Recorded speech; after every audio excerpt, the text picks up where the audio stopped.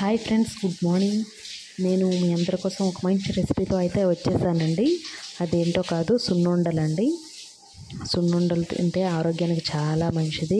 మనం ఫస్ట్ మినపగుళ్ళు తీసుకొని దాన్ని బాగా వేయించి పొడి చేసుకొని దాంట్లో మిక్సీ చేసుకొని దానికి సరిసమానంగా షుగర్ కానీ బెల్లం కానీ యాడ్ చేసుకొని నెయ్యి కొంచెం యాడ్ చేసుకొని కలుపుకొని మిక్స్ చేసుకొని మొత్తం కొంచెం ఇలాచీ పౌడర్ కూడా వేసుకొని మొత్తం కలిపి ఉండలుగా చేసుకుంటే మనకి సున్నుండలు అనేవి రెడీ అయిపోతాయండి.